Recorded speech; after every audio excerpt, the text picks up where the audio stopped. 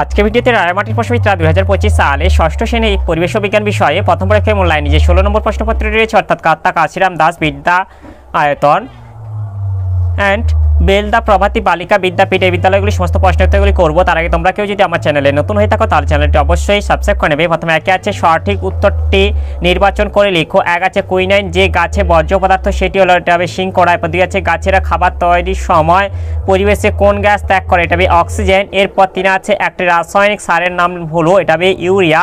এরপর চার আছে শুয়োপোকা থেকে প্রজাপতি হওয়া একটি এটা হবে মন্থর ঘটনা। এরপর পাঁচ আছে কোনটি পর্যাবৃত্ত ঘটনা নয় এটা ভূমিকম্প হবে। এরপর ছয় আছে ম্যাগনেসিয়ামকে আগুনে পোড়ালে ম্যাগনেসিয়াম আর বাতাসের অক্সিজেন বিক্রিয়া করে তৈরি করে এটা হবে ম্যাগনেসিয়াম অক্সাইড। এরপর সাথে আছে এরিথ্রোমাইসিন ওষুধটি পাওয়া যায় এটা হবে ব্যাকটেরিয়া থেকে। এরপর আটে আছে আর্জেন্টাম হলো এটা হবে সিলভার। এরপর নয় আছে অধাতু কিন্তু তাপের সুপরিবাহী পদার্থের উদাহরণ হলো এটা হবে গ্রাফাইট। এরপরে দুই দিকে আছে শূন্যস্থান পূরণ করো। এক আছে বেরিলিয়ামের চিহ্ন এটা বিই হবে। এরপর দুই আছে মিথেনে হাইড্রোজেন পরমাণু সংখ্যা এটা 4 হবে। এরপর তিন আছে সুতোর চেয়েও সরু সরু অংশগুলি হলো এটা হবে তন্তু। এরপরে তিনে থেকে আছে সত্য বা মিথ্যা নির্বাচন করো। এক আছে নিয়ন একটি নিষ্ক্রিয় গ্যাস এটা সত্য হবে। এরপর দুই আছে ফসফিনের সংকেত PH4 এটা মিথ্যা হবে। এরপর তিন আছে ইউরিয়া একটি রাসায়নিক কীটনাশক এটা মিথ্যা হবে। এরপরে চারে গেছে নিচের প্রশ্নগুলির এক কথায় উত্তর দাও। এক আছে দই এর মধ্যে থাকা অণুজীবটির নাম কি এটা হবে ল্যাক্টোব্যাসিলাস নামক ব্যাকটেরিয়া। এরপরে দুই আছে দুধ থেকে ছানা কী ধরনের পরিবর্তন এটা হবে রাসায়নিক পরিবর্তন। এরপর তিন আছে মিথেনের সংকেত লেখো এটা হবে CH4। এরপরে পাঁচে থেকে গেছে নিচের প্রশ্নগুলির উত্তর দাও যে কোনো 6টি। এক আছে হানিডিউ কি এর উত্তরটি হলো হানিডিউ যা পোকারা গাছে শর্করা সমৃদ্ধ রস শোষণ করে যে শর্করা সমৃদ্ধ বর্জ্য পদার্থ ত্যাগ করে তাকে হানিডিউ বলে। এই হানিডিউ পিঁপড়েরা খাদ্য হিসেবে গ্রহণ করে।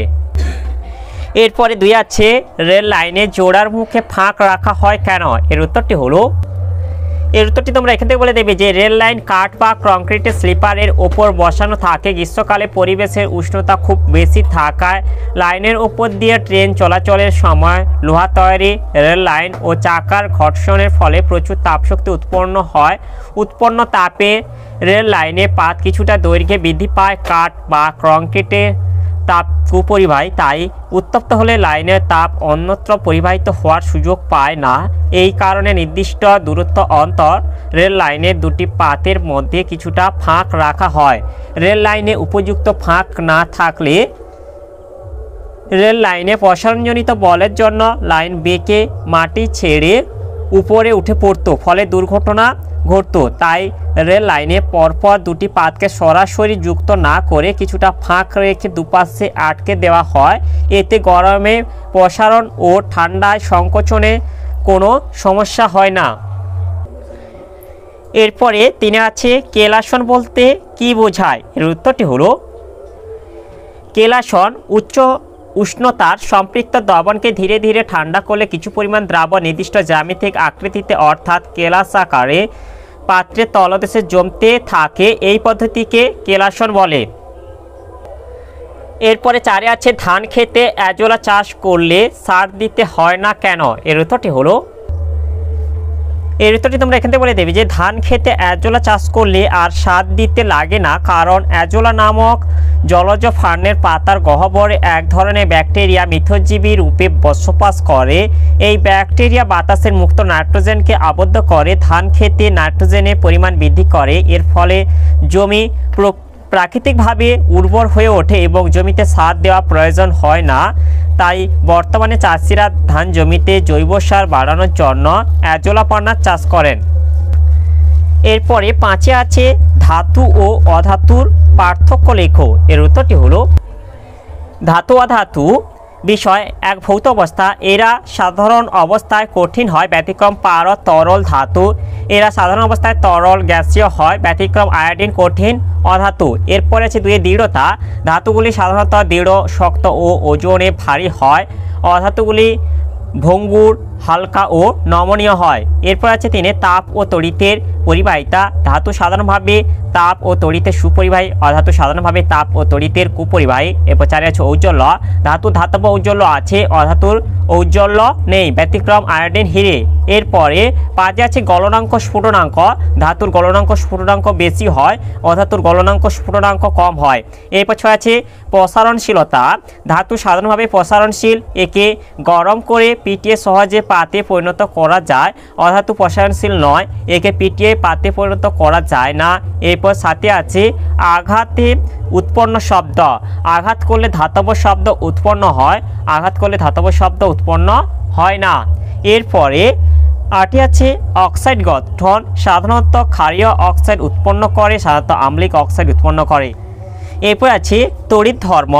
ধাতুরা সাধারণত ধনাত্মক তড়িৎধর্মী, অধাতুরা সাধারণত ঋণাত্মক তড়িৎধর্মী। এরপর আছে পারমাণবিকতা। ধাতুগুলি সাধারণত এক পরমাণুক, অধাতুগুলি দ্বিপরমাণুক, ত্রিপরমাণুক বা বহু পরমাণুক হয়। এরপরে 6 আছে মিশ্র পদার্থ কাকে বলে। এর উত্তরটি হলো মিশ্র পদার্থ 2 বা ততোধিক মৌলিক বা যৌগিক পদার্থকে যে কোনো অনুপাতে মিশিয়ে যদি এমন পদার্থ পাওয়া যায় যাতে মিশ্রিত পদার্থগুলি তাদের নিজ নিজ ধর্ম বজায় রেখে পাশাপাশি অবস্থান করে, তবে সেই পদার্থকে মিশ্র পদার্থ বা মিশ্রণ বলে, যেমন বায়ু, ধোঁয়া, চিনি ও জলের মিশ্রণ ইত্যাদি।